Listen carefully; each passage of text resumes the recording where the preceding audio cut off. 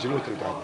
بالنسبه للفريق الخصم يعني فريق عيد الكرام يقول الحكم كان سبب في الهزيمه ديالهم، واش قلنا؟ لا سي نورمال وين ايكيب كي تخسر وإلا كاين كارطون روج بور الكارديان بور لو جوار تاعنا خرجوا فيه زوج مانيش عارف دوزيام جوار تاعهم واش قال الاربيت هو اللي على بالو ما ينجمش الاربيت يخرج جوار بلا ما دار حاجه جو سي با كيفاش واش صرا في هذيك اللقطه تاع الحارس مع الجوار ومن بعد زاد جوار واحد اخر مي موا جو دي توجور بريسك اون دوميني بريسك تو الماتش اون ميريت سات فيكتور.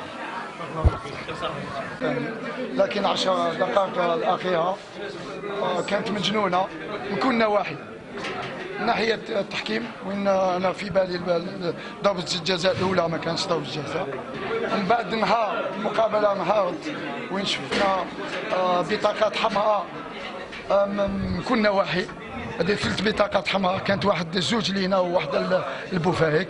هذه هي اللي نقول أن المقابلة كانت 80 دقيقة كانت تسير افيك ان غون في بلاي. اللاعبين لي دو كون كانوا الله يبارك، الجمهور كان الله يبارك، لكن من بعد ضربة الجزاء هذيك الأولى المقابلة انهارت ولي كونسيكونس راكم تشوفوا.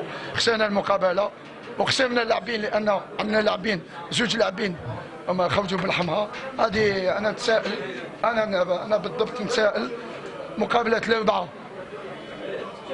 ما عطاناش ضربة الجزاء وين مختصين بالشهادة قالوا ضربة جزاء. مقابلة بسكا سجلوا علينا بضربة الجزاء وين ما كانت خيالية. واليوم نخلوا الجمهور وخلوا المختصين يهضروا على الحكم لأن أنا مانيش مختص الشهادة، أنا مختصين من الجهة الفنية. من الجهة الفنية الفريق تاعي نشكرو أدى مقابلة في المستوى ونقولها ونعاودها. كنا on était mieux que l'adversaire dans tous les compartiments. ديفونسيفمون اوفونسيفمون كنا من كل النواحي كنا خير من الفريق الزائر. لكن نتسائلوا ونخلي السؤال للمختصين تاع الشهاده تاع الحكام وان شاء الله هما يرجعونا بالواجب. استراتيجي حققه الفريق. يا خويا سيتي سيمان ديفيسيل علينا.